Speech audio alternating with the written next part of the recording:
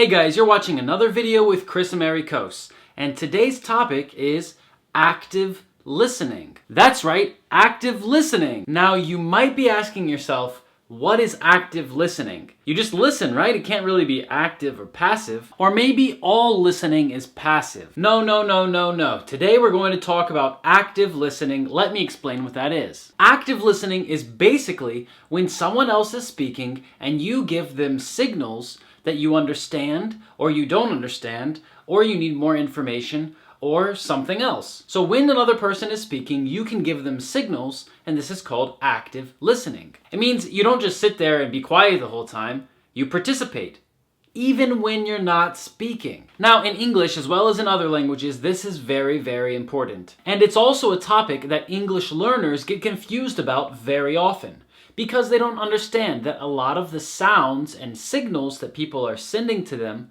are just active listening signals, and they don't really mean something in the conversation. The best example of this is when someone asks, "Hey, where are you from?" And you say, "I'm from Russia," and they say, "Really?" This doesn't mean that they don't believe you or they didn't hear you the first time. It just means they're saying, "Okay, cool, I'm listening, continue." That's right, this is called active listening. Active listening is basically feedback that we give to a speaker. So someone is speaking and we say, "Oh, really? Oh, wow." And other phrases like this. And now the speaker understands he should continue because I heard him. Now, active listening is not only about words and sounds, it's also about body language. So let's separate all of the things that we're going to talk about into two categories. We're going to say that there's verbal behavior and there's non-verbal behavior. So verbal behavior would be something like sounds and words that we say to show somebody something, to send a signal. And then non-verbal behavior would be more like body language. Most people in a conversation will use a mix of non-verbal and verbal behavior to communicate different signals and different ideas. Because even if you haven't thought about it before, active listening is also a type of communication. Now, let's look at some best practices for active listening in English. The first thing we need to talk about is physical attention. First of all, when we're speaking to a person, we want to face them directly. This lets the person know that we're listening to what's coming out of their mouth. Very often, people will look at your eyes or your mouth while you're speaking, and this is to show that they see you creating or producing the language. It really helps the speaker know this person is listening. Another aspect of physical attention is noticing the speaker's body language. So if it looks like the speaker is sitting very uncomfortably, we might want to ask, "Are you uncomfortable? Do you want to move?" And then let them continue speaking. This will not sound like we're interrupting them. It will just sound like we're checking if everything's okay because we are actively listening and we notice what they're saying and how they express themselves. If we don't notice or we don't care, then the person might think that we are not listening or that we're not paying attention, which is really the same thing. And then if we see that the speaker's body language is okay, then maybe we want to copy the speaker's body language to show them that we are on the same level as them, or that we are thinking about the same topic that they're speaking about. So for example, if the speaker is sitting down, it's probably a good idea for us to sit down too. If we stand and we look down at the speaker while he's sitting, then this might show that we're not really listening to him, or we feel like we're on a different level. Maybe we feel like what he's saying isn't as important as what we're saying, because we're up here and he's down here. And another aspect of physical attention is not doing other things while the person is speaking. You probably have that friend who pulls out his phone and every time someone's talking to him, he just stares at his phone. And someone's talking and he just stares at his phone. And maybe he types a couple messages on his phone while you're speaking to him. It feels really disrespectful, right? It seems like he's not giving you his full attention. And that's what we want to avoid. The second best practice when we talk about active listening is paraphrasing or restating. First of all, what is paraphrasing and what is restating? Well, restating, it's easy to understand. It's just when you say the thing that they said back to them. So they say, "Oh, it's cold today, isn't it?" And you say, "Oh, is it cold?"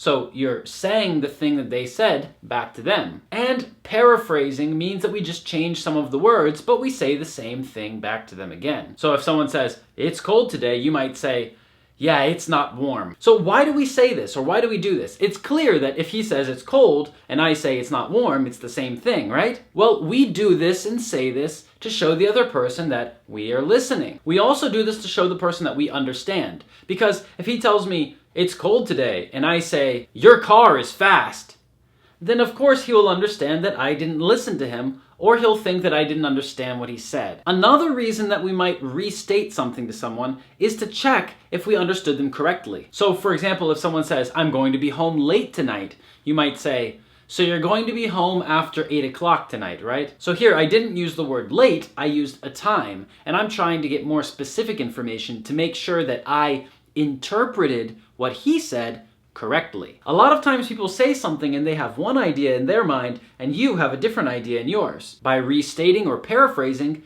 you can avoid this problem, because this way you're restating it and checking if it's true. The third best practice for active listening is reflecting. You might know what a reflection is. Reflection is what you see when you look in the mirror, or maybe when you look in water. Why is it good to reflect when you're listening to someone? Because it will show them that you understand what they're feeling. You are compassionate. People might say words or sounds to reflect, like, "Aww, that's so sad," or many other things like this. Another reason that we might reflect on what someone tells us is to help the speaker evaluate his or her feelings. Because when another person says words about emotions or about situations that make us feel emotional, sometimes we react differently. So if I explain the situation, I might think it's the end of the world, it's a really big deal.